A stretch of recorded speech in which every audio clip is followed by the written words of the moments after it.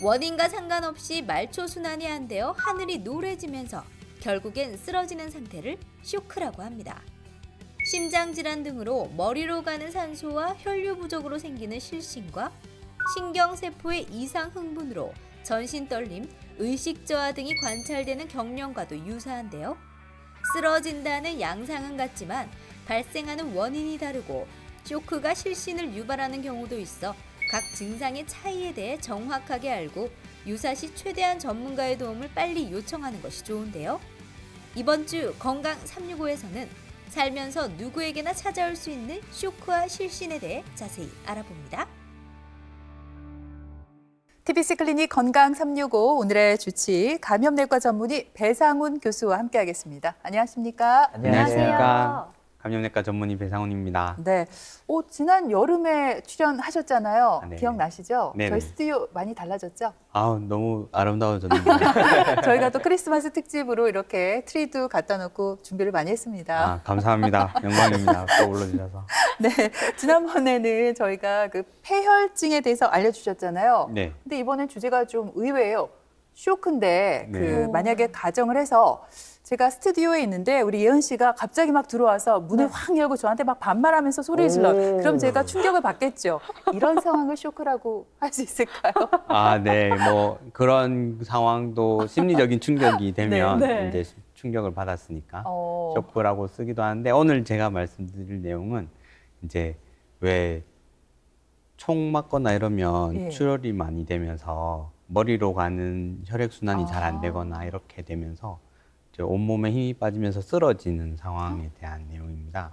그래서 그걸 통칭해서 쇼크라고 얘기도 하고 또 말초 순환이 잘 안 되는 상황이 여러 가지 상황 때문에 올 수 있는데 이제 일반적으로 왜 갑자기 그런 충격 받았을 때 하늘이 막 노래진다 또는 이제 저런 형광등이 흰색이어야지 정상일 텐데 그게 노래지는 그런 상황들 조금 일반적인 그런 경험이 흔하실 것 같아서 그런 주제를 가지고 와봤습니다. 네. 말씀하신 대로 영화나 드라마 보면 클리셰 있잖아요. 네. 계속 같은 방법. 네가 뒷목 잡고 쓰러지는 경우 연기 너무 잘하시다. 연기 괜찮았어요? 네. 좀 충격적이었나요? 근데 이것도 쇼크의 일종이 아닐까 싶어요. 그럴 수 있을 것 같습니다. 이제 드라마는 그런 의학적인 내용을 자세하게 정보를 주진 않아서 그냥 추측하는 건데 이제 혈압이 갑자기 놀라서 오른다든지 화가 난다든지 그러면 이제 목이 뻣뻣해질 수 있고 쓰러지는 상황이 될 수도 있을 것 같습니다. 이제 조금 더 흔하게는 뒷목을 잡고 쓰러지면 오히려 혈압 때문에 뇌 출혈이나 이런 걸 걱정해야 되지 않는가. 근데 그런 드라마는 보통 이제 그 다음 장면이 이제 왜 어머니께서 누워서 이불 덮어 쓰고 끙끙 앓고 계시잖아요. 머리띠 하시고. 네, 그래서 조금 쇼크인지 아닌지 조금 헷갈리긴 합니다. 네, 드라마는 드라마니까요. 네네. 그래도 실제 우리가 살면서 이런 상황들 한 번쯤은 많이 겪게 되고 또 들어봤을 만한 그런 일들인데 이런 쇼크로 인해서 쓰러지는 일들이 평소에도 흔하게 나타날 수 있나요? 네, 맞습니다. 그 연구들이 보통 특정 질환에 초점을 맞춰서 통계를 내기 때문에 이렇게 쓰러지는 상황을 종합해서 다 통계를 내긴 힘든데 실신에 대한 통계 연구를 보면 이제 인구 100명, 그러니까 2%에서 한 4% 정도는 실신을 매년 경험한다고 하고요. 그리고 전체 인구의 한 35%까지도 아마 평생에 한 번 이상 실신을 경험하는 것 같다. 그리고 그 통계 자료는 60대 이상의 인구가 그 전체 인구의 3분의 1 이상을 차지한다고 합니다. 그러니까 이제 고령인구 시대가 되고 또 혼자 지내시는 분들이 많으니까 이렇게 쓰러지는 상황에 대한 것들이 조금 잘 알려지는 것이 필요한 것 같습니다. 몇 달 전에도 제가 길 가던 중에 쓰러지신 분을 이제 마주쳤는데 마침 지나가던 그 사설 구급대원 분들이 잘 대처하셔가지고 119 대원에게 잘 인계되는 걸 본 적이 있습니다. 나는 교수님께서 직접 이렇게 응급처치를 잘 하셨다 이렇게 끝날 줄 알았는데 옆에서 지켜보셨군요. 예. 제가 그러니까 이미 다 해놓으셨더라고요. 제가 이제 차를 세우고 이제 내렸는데. 그렇군요. 네네. 근데 사실 그 쇼크가 주제라고 하셨지만 제가 여기서 살짝 예리한 질문 하나 할게요. 뭔데? 거의 지금까지는 실신 관련이 성교에 관해서 말씀을 하신 것 같아요. 근데 분명히 쇼크하고 실신은 네. 다른 것 같거든요. 오. 정말 예리한 질문 같은데요? 정확한 지적이십니다. 네. 이제 쇼크는 그렇게 흔한 편은 아닙니다. 이제 실신이 흔하게 듣는 통계를 말씀드렸고, 근데 이제 처음 그런 쓰러지는 사람을 만났을 때 이 사람이 쇼크일지 아니면 그냥 실신일지를 이렇게 구별하기가 어렵거든요. 예. 그래서 이 사람이 실신은 대부분 그냥 시간이 지나면 이제 머릿속에 이제 혈액 순환이 좋아지면서, 왜냐하면 서 있으면은 혈액은 위로 와야 되니까. 근데 네. 쓰러지면 이제 혈액은 수평으로 이동하니까 실신의 경우에는 단시간에 이제 의식을 회복하는 편인데, 쇼크는 되게 응급한 상황들이기 때문에 그래서 같이 좀 뭉뚱그려서 설명하게 되게 됐습니다. 그래서 다시 정리드리면 실신은 산소가 머리에 덜 가는 상황인 것이고, 쇼크는 산소와 더불어 혈류도 머리에 덜 가는 상황이기 때문에 그런 차이가 있습니다. 네, 이렇게 얘기를 들으니까 진짜 만약에 주변에서 누가 쓰러지거나 이러면요. 교수님도 이제 얘기하셨듯이 섣불리 판단하는 게 아니라 빨리 119에 연락을 하는 게 제일 중요하다는 생각이 듭니다. 그러면은 이제 신경계에서 주로 다룬다는 경련 발작과 쇼크는 어떻게 좀 다른가요? 네, 경련과 발작처럼 쇼크와 실신이 나타날 수도 있는데요. 경련과 발작은 신경세포가 정상적인 신경신호보다 더 과도한 신호를 주고받는 신경세포의 이상 흥분 상태를 주로 말합니다. 그래서 경련이나 발작은 신경세포가 주고받는 정기적인 신호가 과도하게 주고받는 것이기 때문에 치료도 그런 신경세포의 과흥분 상태를 억제하게 하는 그런 치료가 주가 되고요. 그 쇼크나 실신의 경우에도 이제 그냥 힘 빠져서 쓰러지는 것 외에도 신체 일부가 움직인다든지 또는 경련과 비슷하게 떨림과 같은 전신 떨림이 동반할 수 있기 때문에 헷갈릴 수 있는데요. 그렇지만 그 원인이 다르기 때문에 대처와 치료도 달라지게 됩니다. 네.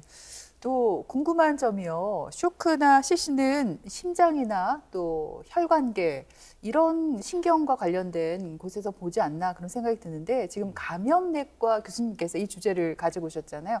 그 이유가 뭘까 궁금합니다.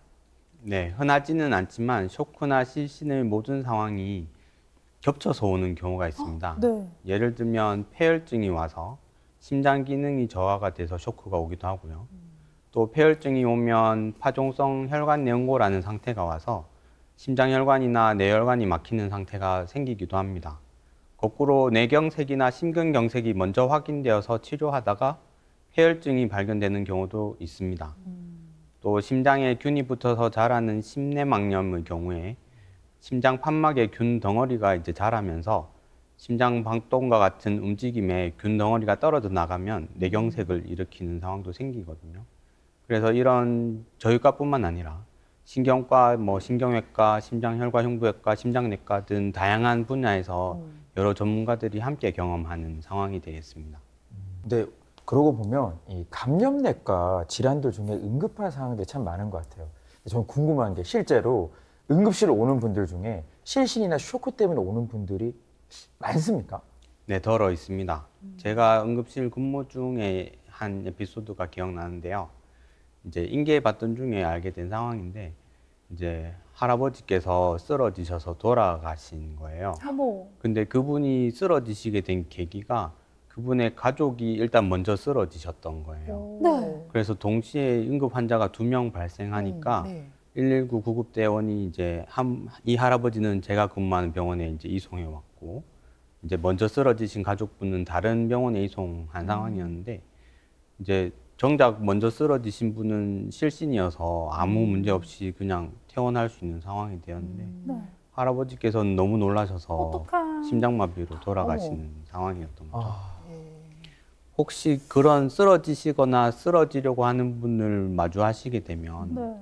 어떻게 대응하실 건가요? 일단 의식이 있는지를 확인하는 것도 중요하지만 무조건 119를 일단 전화를 해야 될 것 같은데요. 아니 근데 심폐소생술 이렇게 왜 하는 것도 배우긴 했지만 그래도 이게 먼저 철원아 철원아! 정신 들어? 철원아! 좀 정신 들어요. 의식을 찾는 게 먼저인 거 아니에요? 네, 맞습니다. 그래서 심폐소생술에서 처음 접근을 보통 ABC라고 합니다. 그래서 쓰러진 사람에게 가서 이제 A, 즉 이제 의식이 깨어 있는지 영어로 alertness라고 하는데 그걸 확인하고 또 의식이 없는 상황이면 B를 확인하게 됩니다. B는 숨을 쉬고 있는지를 확인하는 영어 단어 breathing에서 온 것이고요. C는 혈액순환을 의미하는 circulation에서 온 것입니다. 그래서 보통 이렇게 맥박을 확인하도록 교육하고 있습니다. 그래서 그 세 가지가 모두 다 이제 없을 경우에 이제 그 가슴 압박을 하도록끔 심폐소생술에서 가르치고 있고 요즘은 그 입대입 인공호흡은 상대적으로 중요도가 낮아져서 반드시 시행하지는 않습니다. 네. 이제 그런 과정에서 119 신고도 하셔야 되고 또 그 제세동기를 가져오도록끔 이제 옆에 사람에게 부탁하셔야 하는 거죠. 네. 그러니까 이 정리를 하면 쇼크나 실신을 한 경우에는 의식은 없지만 맥박과 호흡이 느껴지는 그런 수준이다 이렇게 말씀을 하셨는데 이런 경우 그러면 어떻게 대처를 하면 좋을까요? 네, 그런 경우에는 호흡이 편하도록 돕고 예. 또 혈액순환이 잘 되도록 돕는 게 우선이 되겠습니다. 물론 119에 신고도 하셔야 되고 또 그런 상황에서 119에 신고를 하시면 119에서 어떻게 대응하셔야 될지 좀 알려주시기도 합니다. 네. 이제 외상이 있는 경우에는 환자의 위치나 이런 모양을 옮기는 것이 조금 더 위험할 수 있기 때문에 추천되진 않는데 근데 이제 쓰러지는 상황을 전체를 목격하셨거나 또는 이 사람이 이제 뭐 골절 같은 그런 상황은 아닌 것 같다고 한다면 환자가 숨을 편하게 쉴 수 있는 자세를 돕고 뭐 목이나 허리에 조임이 있는 옷들은 좀 느슨하게 해주시고 또 다리를 살짝 높여주는 것이 혈류가 이제 상체 위로 순환하는 데 도움이 되겠습니다. 만약에 뭐 구토나 입에 뭔가 피가 고여 있다면 그런 걸 이제 기도가 안 막히게 숨이 원활하게 해주시는 것도 도움이 되고 또 그럴 때는 또 옆으로 누이는 것도 방법이 되겠습니다. 혹시 이제 요령이 있으신 분들은 뭐 스마트폰에 그 플래시를 켜셔서 뭐 동공 반사가 있는지 뭐 보실 수도 있을 것 같습니다. 방금 말씀해 주신 부분도 참 좋은 부분이네요. 스마트폰을 활용해서. 근데 응급처치를 잘하는 것도 중요하지만 결국은 또 전문가의 손길이 필요하니까 119에 이제 신고를 하잖아요. 그럼 구급 대원들이 오셨어요. 어떻게 조치를 하시는 거예요? 네, 저도 이번에 처음 봤거든요.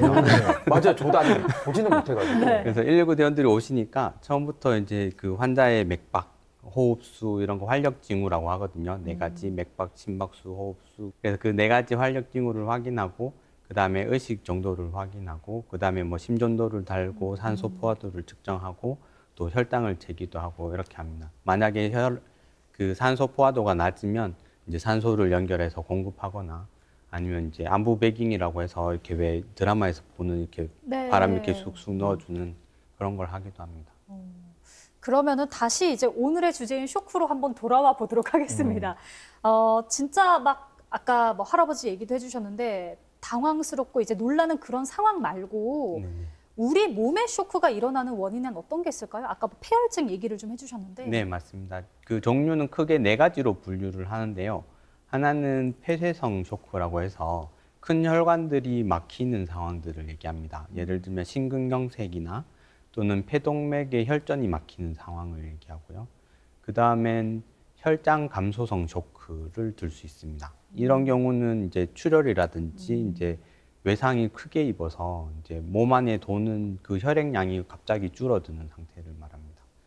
또 한 가지는 신경성 쇼크라고 하고 이건 보통 이제 척추 신경이 손상받았을 때 나타나는 상태인데 이거는 뭐 수술을 하다가도 또는 그 척추 마취를 하는 경우에도 한 번씩 발견할 수 있는 상태입니다.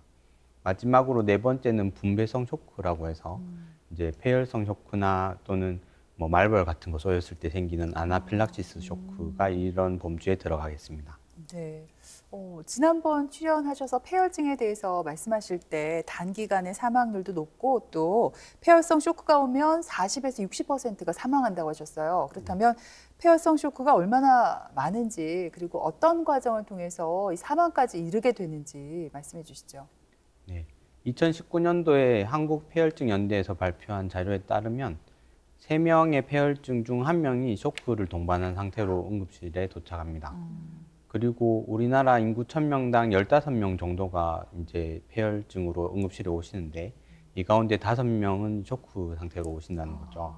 그리고 사망률을 보시면 쇼크가 있는 경우에는 폐혈증 사망률이 50% 절반 가까이 되고 48% 절반 가까이 되고 그리고 쇼크가 동반하지 않는 폐혈증은 한 18% 정도의 사망률로 집계되었습니다.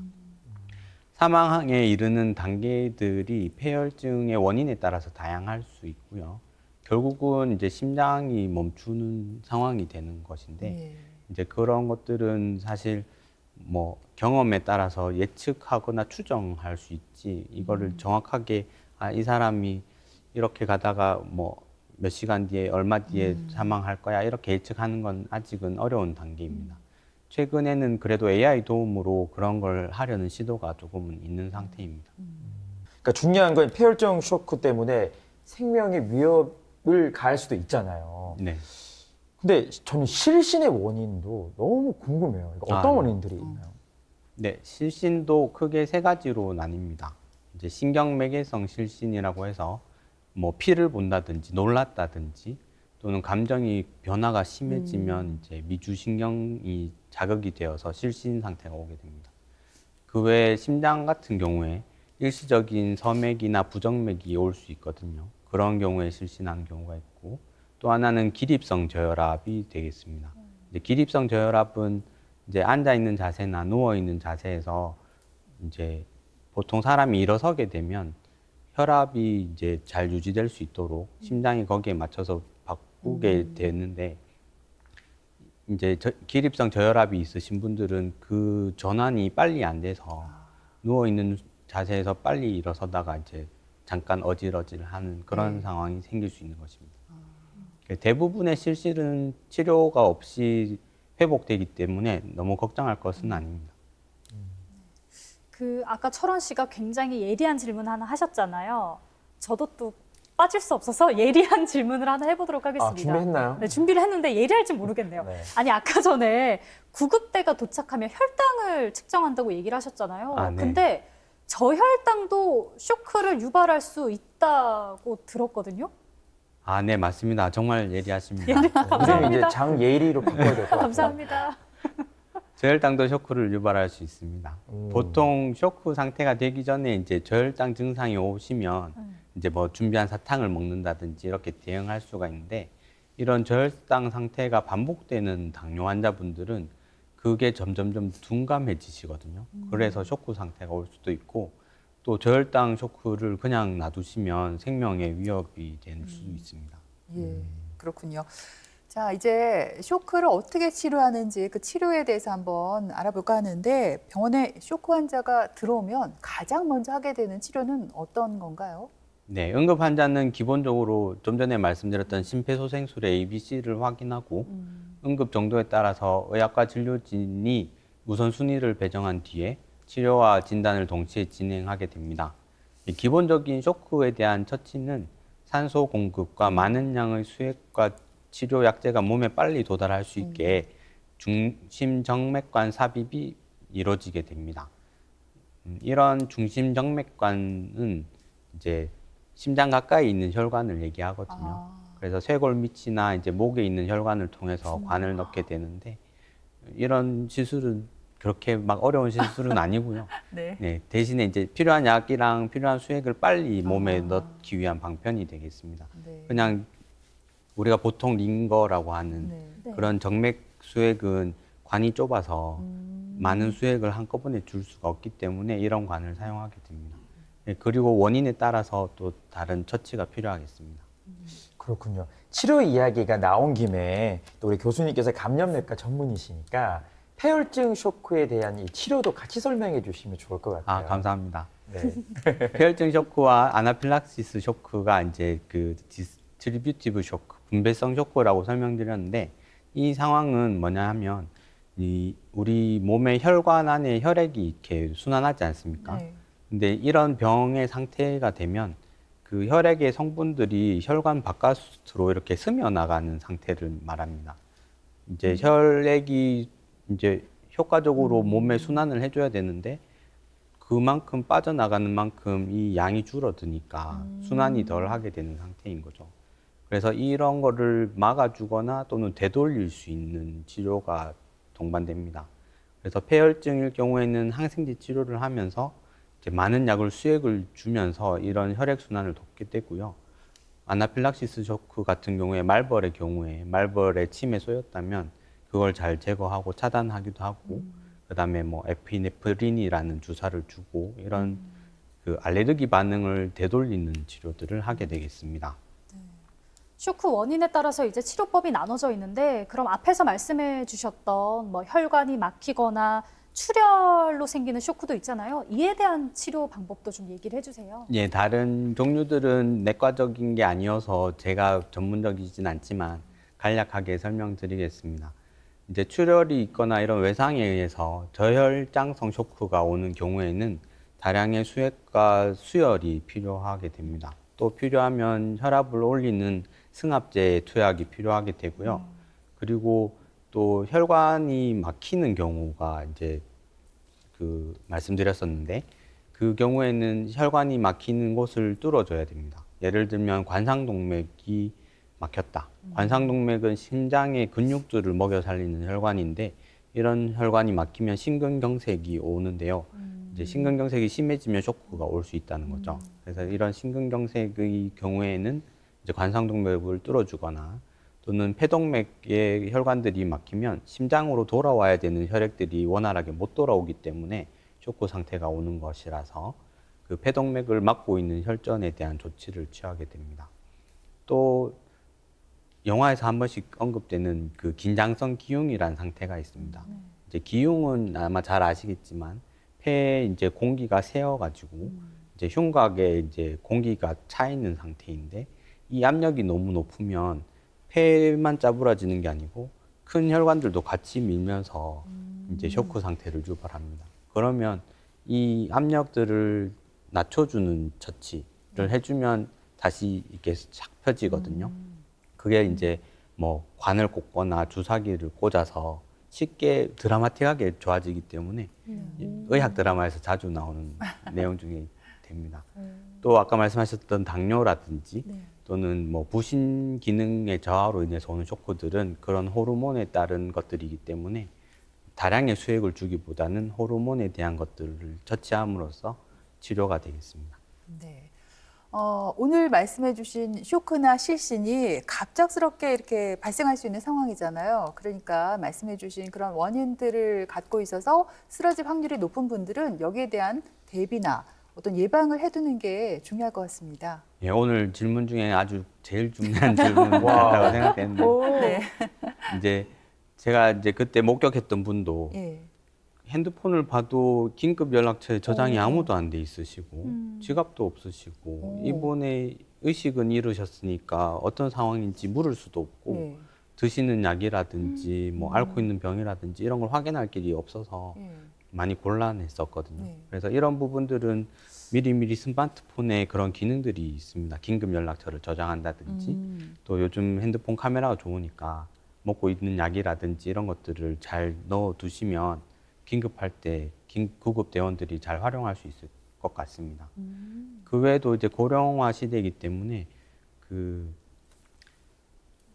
가족들이 그 어르신들에 대한 그 자세한 병력을 아시는 게 중요한 것 같고요. 병원에 오시면 본인에게 확인할 길이 별로 없는 경우가 많습니다. 네. 그리고 또 만약에 이분이 뭐 사전 연명 의향서를 등록하셨다면 그것에 대한 정보도 사실은 구급대원들이나 이제 응급실 의료진들이 대응하기에 중요한 정보가 되기 때문에 그런 것들도 알 수 있으면 잘 대비가 될 것 같습니다. 그래요. 정말 말씀해 주신 상황은 나에게도 어느 날 갑자기 생길 수 있는 일이잖아요. 그런 것처럼 어떤 스마트폰 그 앱이라든지 스마트워치에 있는 앱도 있잖아요. 이런 거 이용해서 긴급 연락처, 혈액형 그리고 내가 앓고 있는 기저질환들 적어두면 참 도움이 되겠죠. 네, 예, 혹시 교수님도 그렇게 하고 계신가요? 저는 해야 되는 것 같습니다. 근데 긴급 연락처는 등록해놨습니다. 네, 혹시 부모님께 그렇게 해드리셨나요? 부모님께 해드렸습니다. 네. 여기에 또 어떤 것들을 적어놓으면 좋겠어요? 알레르기가 있는 약물이라든지 또는 이제 그 먹고 있는 약의 이름들을 용량이랑 용법이랑 같이 기록해 놓으시면 이제 다른 처치들을 할 때 도움이 되겠습니다. 저는 스마트워치 하고 있지만 사실 깨톡 확인하거나 네. 걸음수만 확인했었는데 맞아요. 저장을 좀 잘해둬야 될 것 같아요. 그러니까 그러니까요. 우리 건강 365 보면 이런 정보들을 얻어갈 수 있으니까 네. 건강도 미리미리 챙겨야 되잖아요. 맞아요. 메리 크리스마스 전에 미리 건강 365 이렇게 오. 외쳐보는 것도 괜찮을 것 너무 같아요. 좋다. 네. 네. 저도 오늘 방송 끝나고 제 휴대폰에 제 정보만 적어두는 것이 아니라 예. 집에 가서 저희 부모님께도 아. 알려드리고 제가 잘 적어놓도록 하겠습니다. 역시 마음까지 이쁘네요, 연 씨. 네, 지금까지 이 시간 도움 말씀에 감염내과 전문의 배상훈 교수님께서 수고해 주셨습니다. 오늘 말씀 잘 들었습니다. 감사합니다.